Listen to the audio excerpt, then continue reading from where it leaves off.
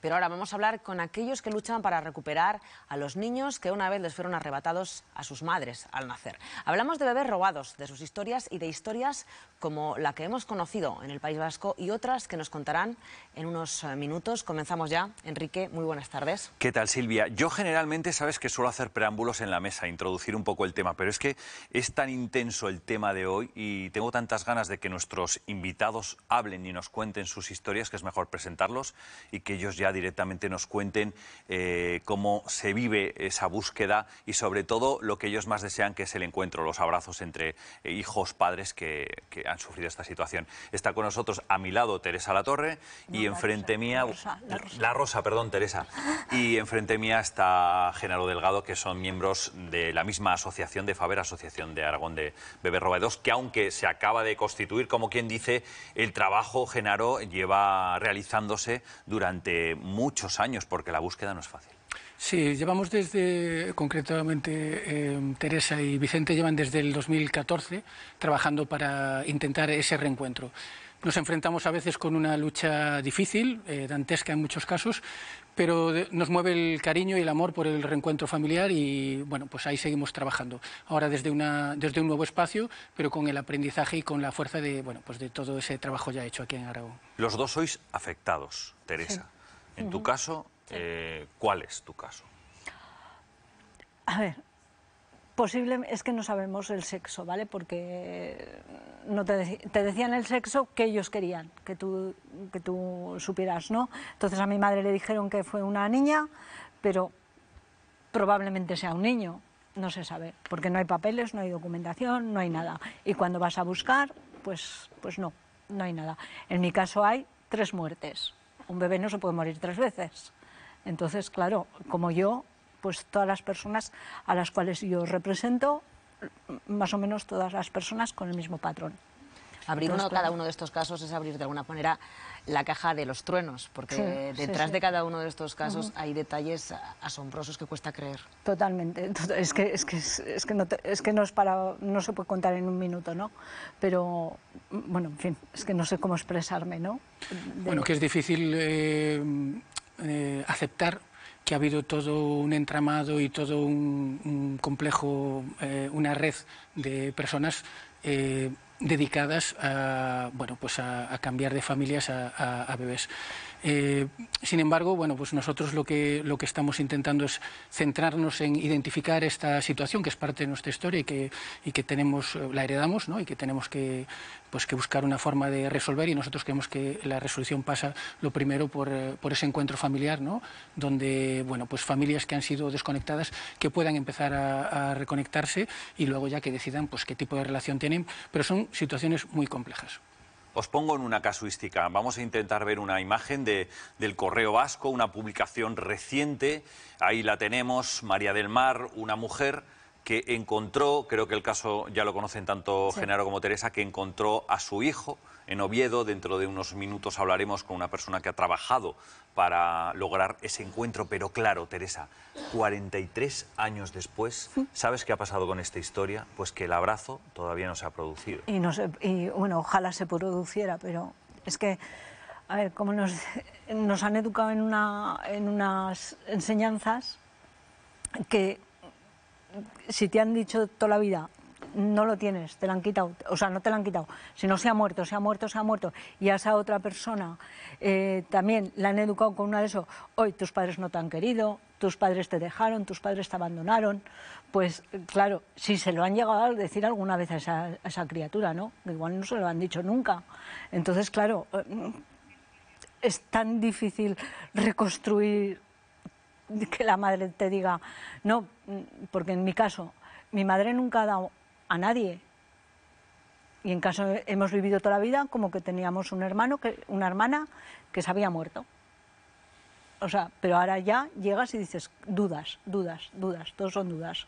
Entonces, claro, si a tú como adoptado te han criado diciéndote que tu madre era una fulana, que esto, que el otro, que imposible. Sí, aquí hay dos lados de la historia. Se abre una grieta, ¿no? Claro. Enorme, y conforme Eso pasan los necesita años... un trabajo muy potente psicológico para poder entender a Sí, las que dos por un partes. lado está las familias que se van dando cuenta de que pueden ser afectadas y que empiezan un proceso psicológico de intentar averiguar una verdad que les va a cambiar su realidad.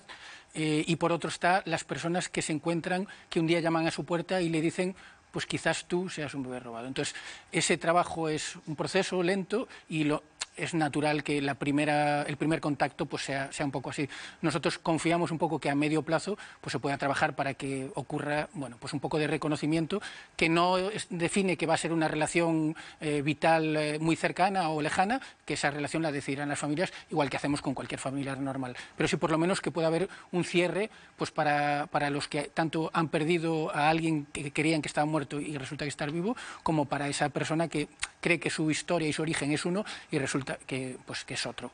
Imagino que el impacto psicológico tiene que ser muy importante y que habrá que ir guiado por especialistas en todo este proceso, precisamente por lo que estaba comentando ella, ¿no? Que estamos hablando de cambios en los cimientos del edificio, ¿no? Prácticamente. Totalmente, sí. Nosotros ahí estamos un poco investigando esta parte y ahí estamos un poco abiertos también a asesoramiento de profesionales para que nos puedan acompañar para que ese proceso, que de por sí es complicado, bueno, pues pueda ser lo más sencillo posible, lo menos doloroso posible, pero es verdad que hace falta un cierto acompañamiento profesional y tener mucha mano izquierda. Es que yo que sepa, aquí en Aragón nunca jamás un psicólogo nos ha tocado a nadie. A nadie. No, es una cosa que nos hemos tenido que espabilar nosotras por nuestra cuenta y riesgo y asumirlo. Punto, ya está. Nadie nos ha explicado desde cero. Nada, no. Eso no ha existido nunca.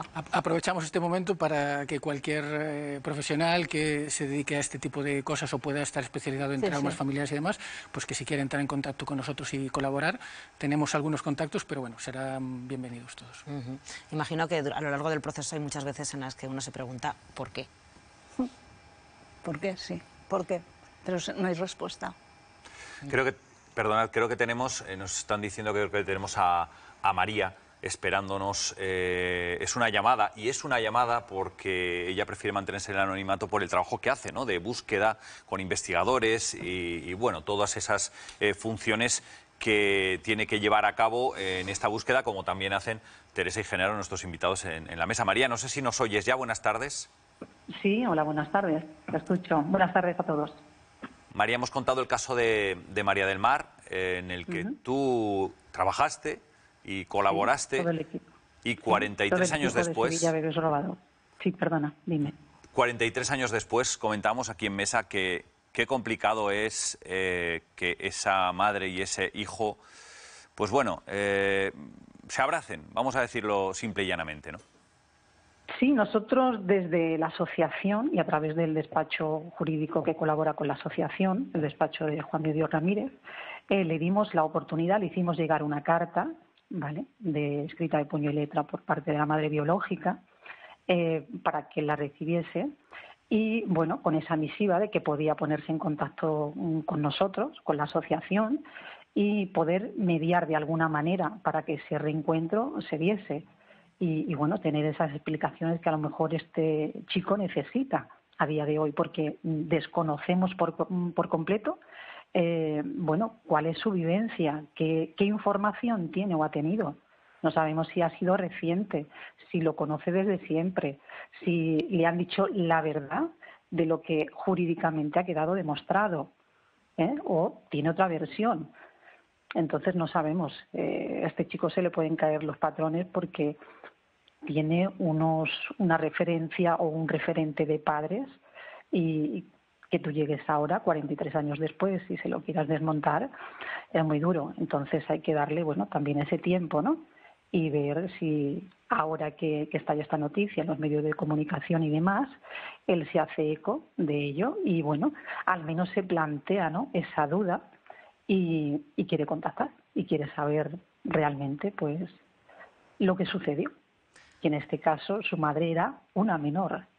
Y bueno, indudablemente hubo una serie de adultos, no vamos a marcar a nadie todavía porque el proceso sigue en marcha, que decidieron por ella. María, buenas tardes. Imagino que hay mucha casuística, pero en cualquier caso, cada uno de estos procesos supone años de investigación que en muchas ocasiones incluye, pues como decías, menores y también diferentes provincias, lo que me imagino que todavía complica mucho más la situación. Sí, porque por ejemplo el caso de María del Mar, ¿vale? Su caso se desarrolla en Irún y ella su denuncia inicialmente la pone en Irún. No prospera como tantas otras en el territorio nacional. O sea, no prospera y ya es como un desánimo, ¿no? No termino de tirar la toalla, pero es un desánimo.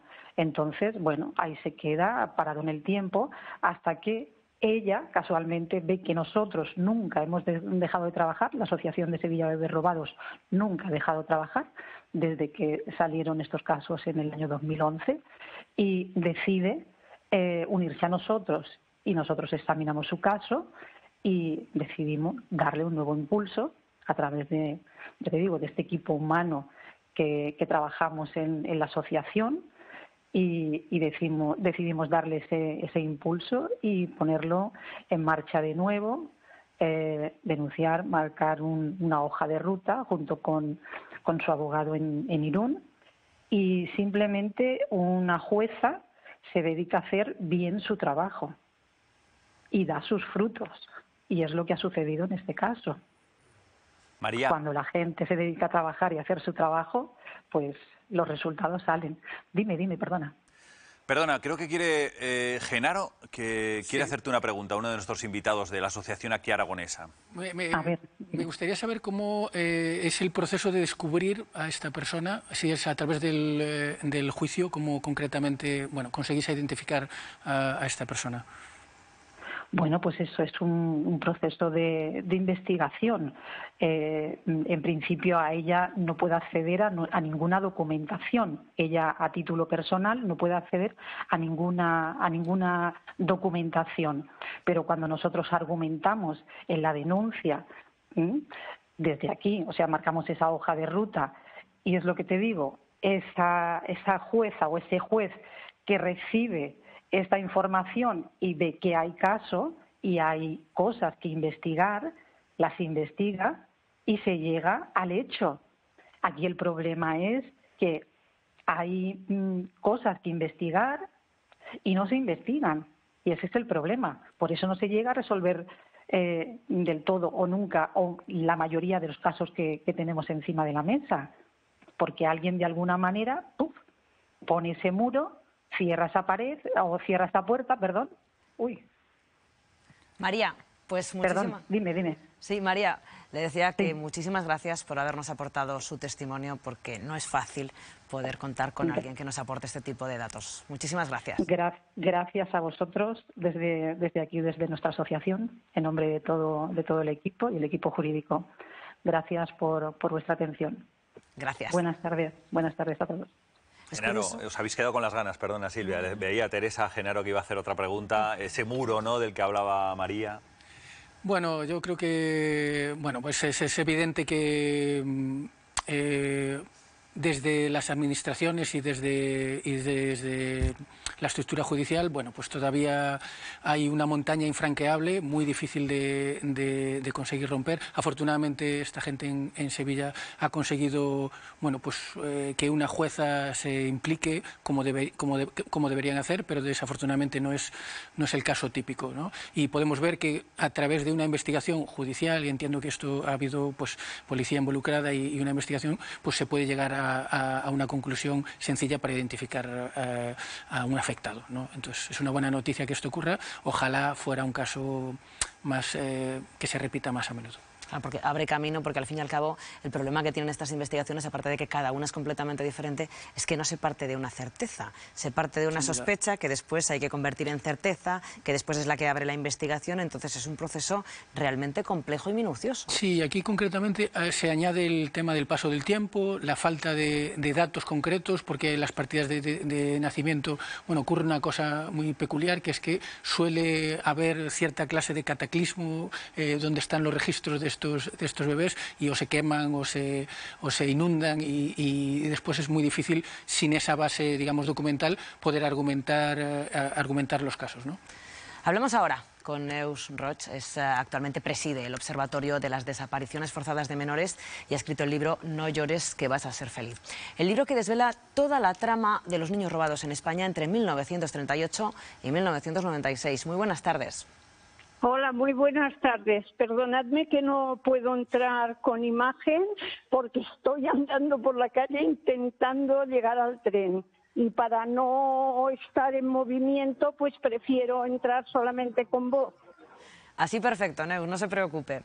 Muchísimas gracias. Resulta llamativo como uno de los muros contra los que chocan las familias que están tratando de buscar a sus familiares es precisamente ese proceso en el que algunas de estas personas trataron de borrar sus huellas precisamente destruyendo documentación, por ejemplo. Claro, porque cuando estamos hablando de tráfico de menores, que ese es el delito realmente que hay sobre este tema, o sea, es que nadie quiere que el delito quede demostrado. Entonces, la mejor manera es destruyendo la documentación. Neus, buenas tardes. Buenas tardes. Desde 1936-38, vamos a decirlo así, hasta el 96, ¿cuántos casos calculas que puede haber habido en España? Bueno, esto hizo un estudio Enrique Vila, el abogado Enrique Vila, que él calculó, fijaros que solamente de los que salieron documentados de la época de la República, los niños que salieron documentados en barcos y en trenes al extranjero, ya Juez Garzón documentó que los que habían salido y no habían podido volver son 34.096. Después tenemos todos los que nacieron en las cárceles, que se les cambió la identidad. Y después tenemos todos los que se forzó a las madres solteras, porque eran solteras en la época franquista y no se podían quedar con los niños, forzadas al abandono. Calculando solamente esto, Enrique Vila calculó que eran unos 300.000 casos. La cifra, Neus, es muy impresionante realmente. Es muy impresionante. O sea, España, después de Camboya, somos el segundo país del mundo en desaparición forzada. Pero es que estos niños no se cuentan. Entonces, si contamos las desapariciones forzadas de menores, estaríamos en el primer lugar del mundo. En Aragón se ha publicado, Neus, que estamos hablando de momento investigados o en la búsqueda. Aquí tenemos en la mesa, además los conoces bien a Genaro y a Teresa, puede haber unos 38, 40 casos aproximadamente. Denunciados. Denunciados, Mira, sí, denunciados. Os pongo un ejemplo. Cataluña tenemos ley propia. O sea, Cataluña en 2020 conseguimos la ley de desaparición forzada de menores, cuya ley precisamente hoy hemos tenido una reunión para ver cómo se desarrolla, porque todavía no está desarrollada. Estamos hablando de diciembre de 2020. Ante eso... yo solamente os voy a poner un ejemplo. Maternidad de Barcelona, un hospital regentado por monjas y que pues recogía madres solteras o bueno, también iban a parir mujeres de la zona y esos nacimientos que se producían y que se forzaba el abandono o que se comunicaba la muerte del bebé, solamente este hospital, con voluntad de entregar documentación, se han producido más de 2.500 reencuentros. 2.500. Neus, Un solo hospital. Entonces, si estamos hablando que Cataluña tiene 350 denuncias en general y un solo hospital ha entregado más de 2.500 identidades, quiere decir que la mayoría de casos no se denuncia. Neus, muchísimas gracias por haber participado con nosotros esta tarde. Pues a vosotros por darme la oportunidad de poder saludaros. Gracias. Gracias, buenas tardes. Adiós. Es increíble Sí. el número de casos y las circunstancias. Lo mires como lo mires, es que no nos toma nadie en serio. Es ¿Por qué? un caso pues que no se lo toma la justicia ni nadie en serio. Es como si hablamos, pero no... O si hubiese prescrito, ¿no, Sí, Teresa? todo prescribe, todo prescribe. Es que aquí vas a denunciar y ha prescrito. O sea, y luego las madres no tenemos derecho a buscar. Los adoptados ahora sí, pero ¿qué ocurre? Que no les dan los papeles. Se han encontrado, porque tengo yo bastantes adoptados que se están dando cuenta ahora de que son adoptados, porque ellos tampoco lo sabían, y cuando se dan cuenta y van a buscar papeles, pues aun teniendo derecho, no se los dan. Quiero, antes de despedir rápidamente, mostraros unas fotos que me ha pasado Genaro, a ver si se pueden ver, desde realización nos las pasan. Estas personas que vemos son, si no me equivoco, Genaro, 13 hermanos. Se parecen, tienen rasgos similares físicamente. 13 o 14. O 14, porque están buscando a alguien que no sé si por el azar o la fortuna nos puede estar viendo, que es hermano suyo y que precisamente desapareció en una circunstancia como la que estáis contando, Genaro. Sí, yo no sé si tenemos tiempo para contar una pequeña historia, ¿vale? Muy rápidamente. Muy rápidamente. Bueno, un día del año 64, una madre se va al hospital sola a parir, porque ella había tenido 6 hijos y este era su 7º, entonces eran mujeres de la época que estaban acostumbradas a estas cosas, y ese día la durmieron. Nunca la habían dormido, ese día la durmieron, pero antes de dormirse ya vio salir a su hijo y después le contaron la historia que ya todos hemos conocido. En este caso era una monja concretamente que le contaba pues que había fallecido y que no se preocupara, que tenía muchos hijos, que no pasaba nada, que ellos se encargarían del entierro, que no se preocupara, que le comprarían hasta un cajón de pino. Y ante su insistencia para ver el cuerpo, ella obviamente, una persona católica, una persona que confía en las instituciones, pues cree la historia después de insistir un rato, pero su hermana, Pilar, consigue ver un cuerpo de un niño que está en una nevera y que es obviamente más mayor, ¿no? De todos modos salen de allí, celebran un entierro y durante toda la vida pues la historia era que había pasado algo, pero bueno, ellos contaban que se les había muerto alguien. La madre ha fallecido, pero sus 13 hermanos empiezan a escuchar historias que resuenan mucho con la suya y empiezan a mover un poquito y se empiezan a dar cuenta que empiezan a encajar los puzzles y que probablemente tengan un hermano todavía vivo. Y si nos está oyendo, esta persona probablemente haya rehecho su vida, tendrá 61 años, porque esto es del año 64, pero sepa que hay toda una familia de 13 hermanos que les gustaría conocerlo y que todavía tiene la madre ha muerto, pero la tía tiene 101 años y todavía tiene esperanza de quizás poder abrazarle, reencontrarse y poder abrazarle, ¿no? Bueno, pues ahí están las fotos, lo pueden ver y si alguien encuentra cierto parecido con alguien, todo es ponerse en contacto y por lo menos probar, claro que sí. Muchísimas gracias a los dos por habernos contado unas historias que son tan duras. A ver si la próxima vez es para mejor.